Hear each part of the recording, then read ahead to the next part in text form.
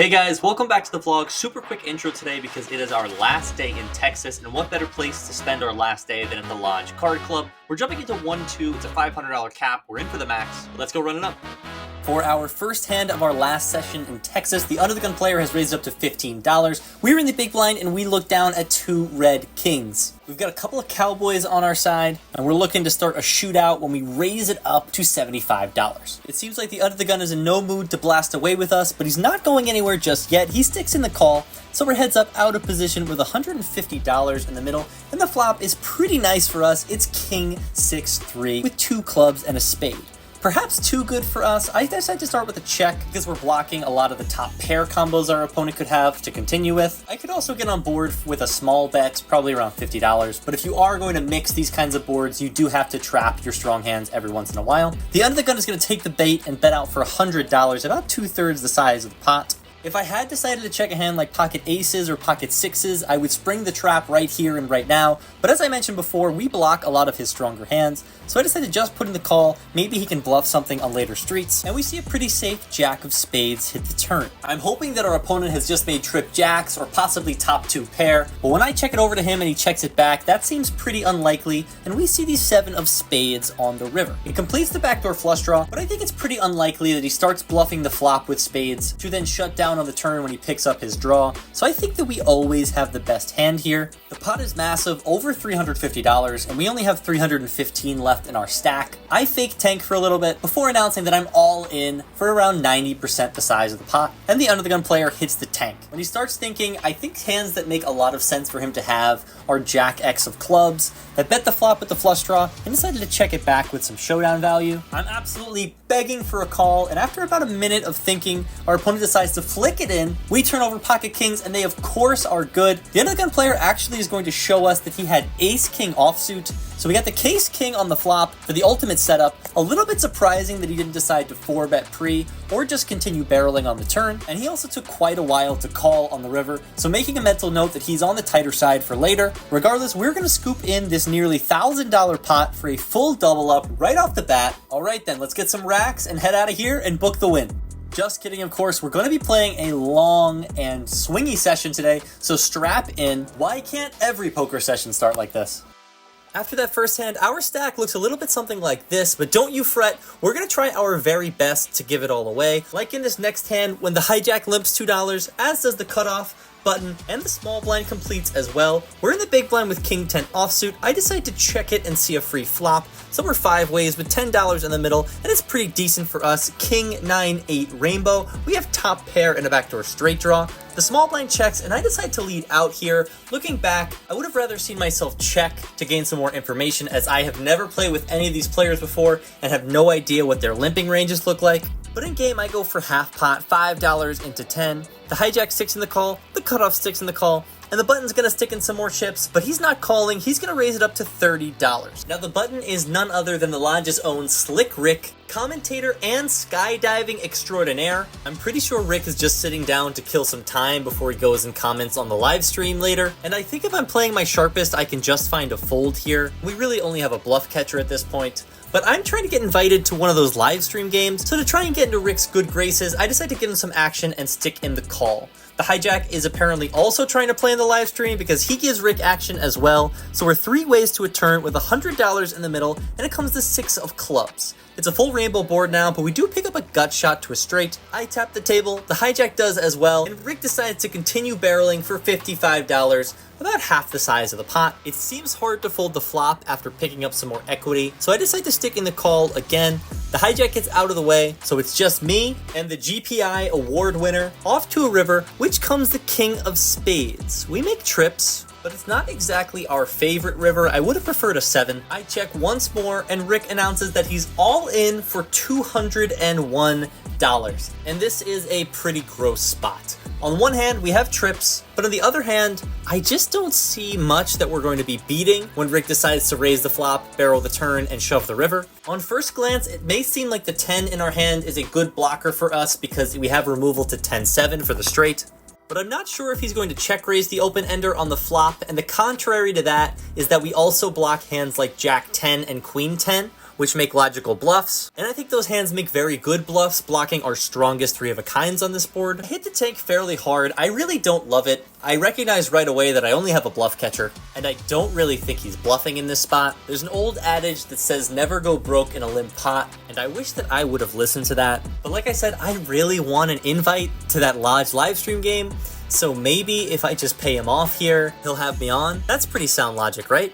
I stick in the money, and Slick Rick announces nuts and turns over King 9 offsuit. So we get the domination rotation flop, and unfortunately we double him up. Rick was very nice after and told me to email him anytime I want to get on the stream. He even dropped a sub to the channel, which you guys should do right now. Go down below, hit the subscribe button, hit the like button on the video, and hit the notification bells, as we have some pretty exciting content coming out soon for you guys. But yeah, probably should have found a way to lose less money in this hand. We drop a chunk, let's move on to the next hand. The under the gun's gonna limp, the +1 position limps, the middle position limps, and we are in the low jack with pocket queens. We raised it up to $25. The big blind's gonna call, and the under the gun +1 limper sticks in the call as well. So we're 3 ways off to a flop in position with $80 in the middle, and it comes out King 8 deuce rainbow. We have second pair. It's gonna check on over to us, and I think heads up I would be betting this flop at a very high frequency for a small size, but multi-way with second pair, I don't really want to bloat the pot, so I decided to check it on back, and we see these 7 of diamonds hit the turn.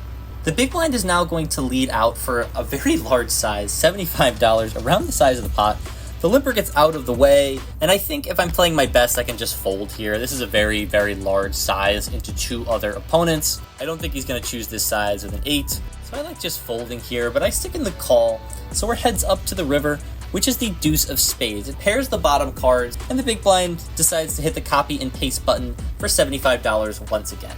I mean, we're getting a good price, but we still lose to King X. In game, I end up leveling myself and decide to pay off because I can beat 8-7, and it's such a small bet on the river, but ultimately I think just folding the turn is much better. It's no surprise to anyone that he turns over King 9 offsuit, and we're losing this nearly $400 pot. Don't love the way I played the last hand, really don't like the way that I played this hand. We're continuing to backslide, maybe a bit of tilt creeping in because I've had such a brutal trip out here in Texas, but really no excuse. I need to be more disciplined here and just find the fold.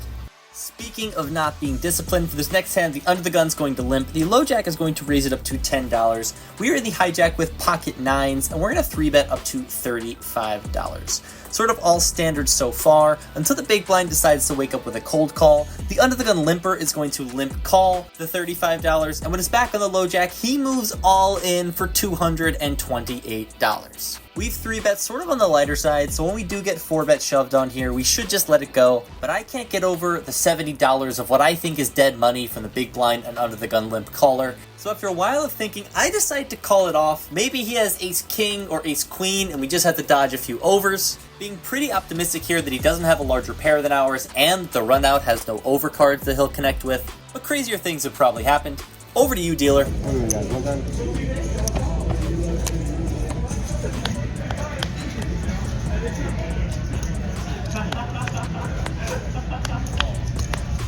What we got?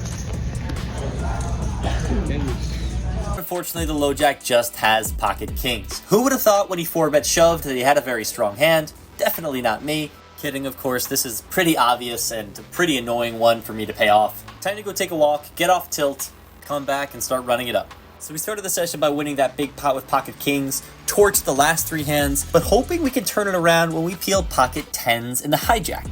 There's been 2 limps to us. We're going to ISO up to $20, and both the limpers are going to put in the call. 3 ways to the flop, $63 in the middle, and it comes 6-5-3 with 2 clubs and a spade. If it checks on over to us, I'm planning on checking it back, as I probably would with my entire range here. Our opponents are much more likely to have sets, 2 pairs, and straights than us. But we don't get the chance to check back when the low jack decides to lead for $50. It's a very large bet. I'm not in love with the situation. We saw it just a few hands ago. When players donk for a large size, they tend to have a very strong hand, but I'm not going anywhere quite yet with our overpair. I stick in the call, and the undergun player gets out of the way. So we're heads up in position, $163 in the middle, and the turn card is an absolutely beautiful 10 of hearts. We make top set, and much to my absolute delight, the low jack is going to continue betting, this time for $100. It's about 2/3 the size of the pot. We have around $400 behind here on the turn, so if I just call here, then we will have $300 left and the pot will be $360.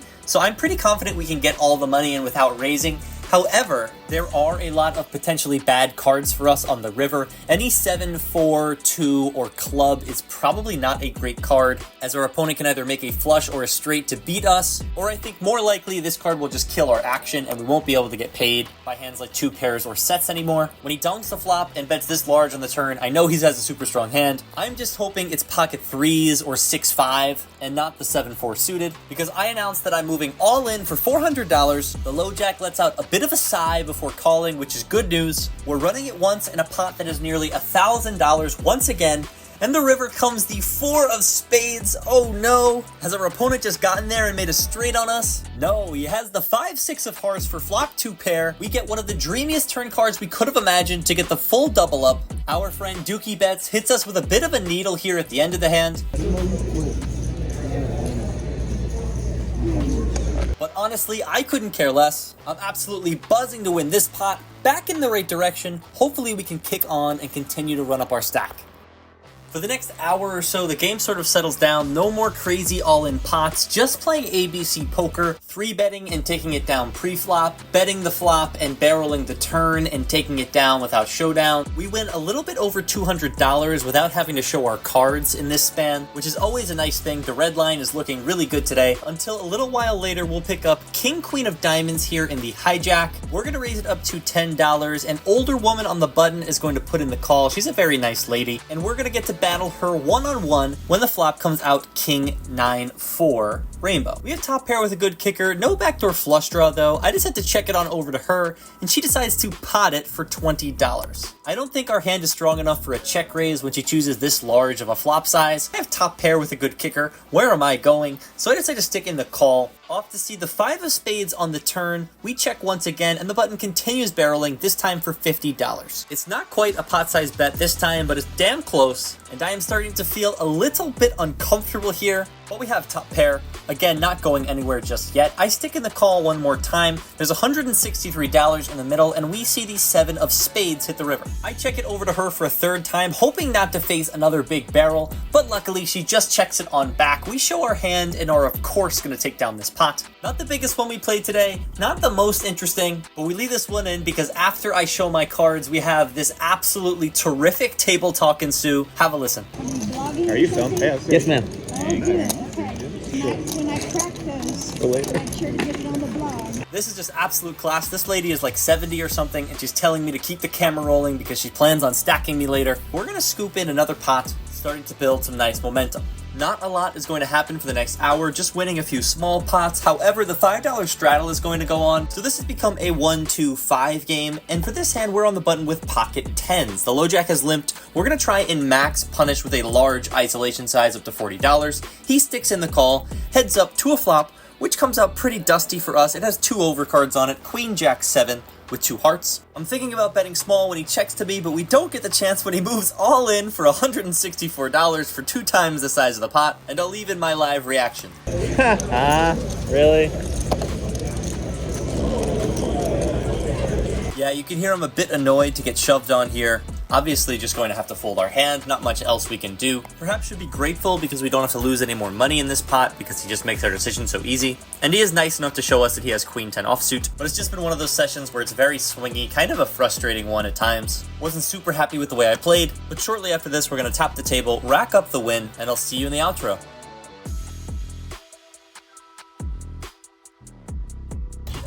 All right, boys and girls. Just left the Lodge Card Club. This is our 4th session in Texas, and I finally booked a very modest, very small win. Won a very... These guys are both pretty big winners of the day. Won a really big pot early, doubled up. Then I played the worst poker of my life for about an hour. And then I won another really big pot. So... that's about how it goes. I suck, so we're gonna fade to black. Thank you guys for watching. I appreciate your support. Like the video, subscribe, all those good things. There's no sponsored content or advertisements in the making of this video. That violate the YouTube guidelines. Yep. Until next time, I'm K-Boule Poker. As mentioned, this was our last session in Texas. The next set of vlogs will be coming at you from Sin City itself in Las Vegas, so you won't want to miss them. And until next time, cheers, good luck at the tables, and I'll see you in the next one.